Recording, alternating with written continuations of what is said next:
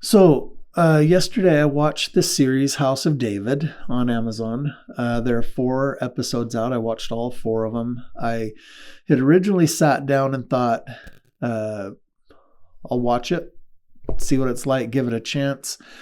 I am typically concerned with some of these Amazon and Netflix and even general movie studios depictions of biblical stories. Oftentimes they add a lot of content that doesn't need to be there. Oftentimes they really, really screw up the story. If I think back to the Noah's Ark story, Noah, that has been released a couple of years back, the way that they depicted Noah, I have always believed that Noah was a very righteous man. And the rock people that they had in there, I think, was on the extreme side of using creative artistic expression.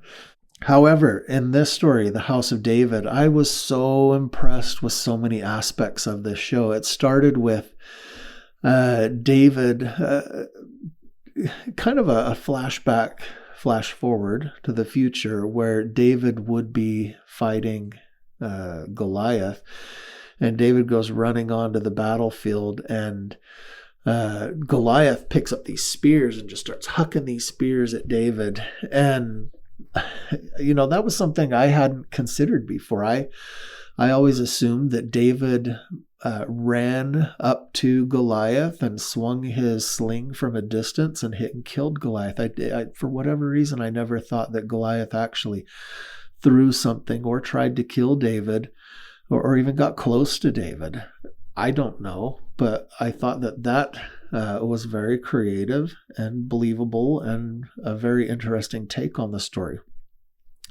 It was captivating and done very, very well.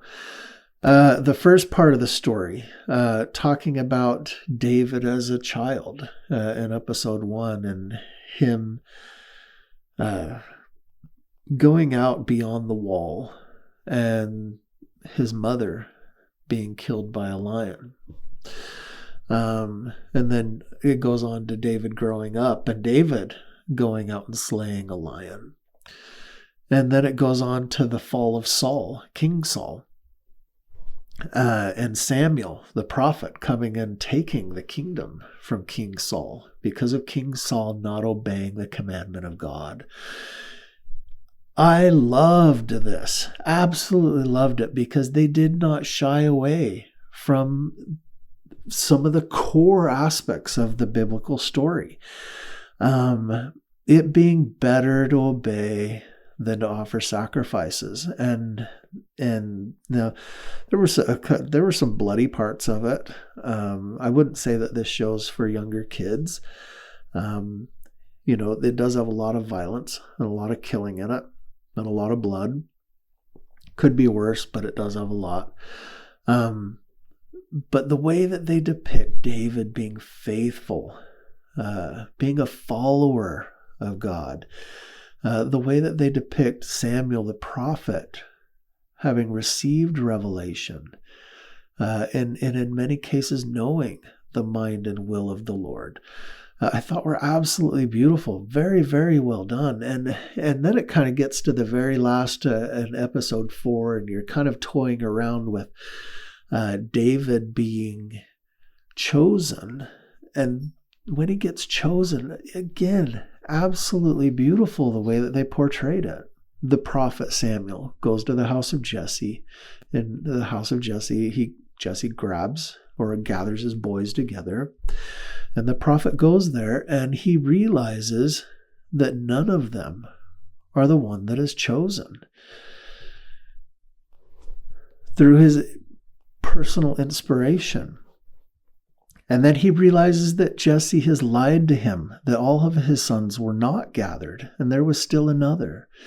And David comes, and when he lays his hand on David, he receives this burst of revelation that David was the one who was chosen.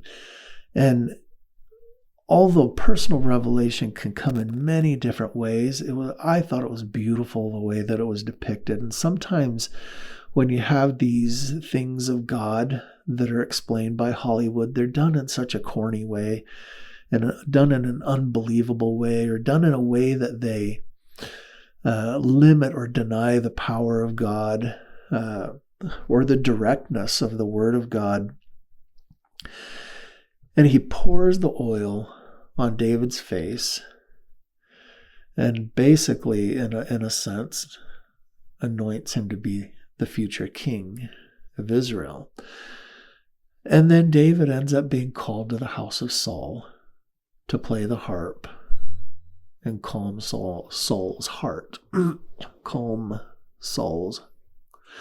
I feel like I'm saying a bunch of words that all have roots that are the same.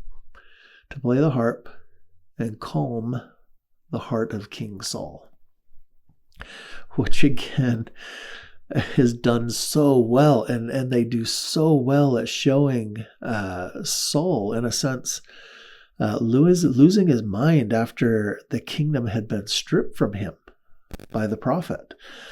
I can't even say how many things I really, really loved about this series. I really, really had lost hope in Hollywood. You need a church or religious organization that can pull enough money together to make a real Hollywood type blockbuster with all of the set and writing and acting and cinematography that it needs to really be told right.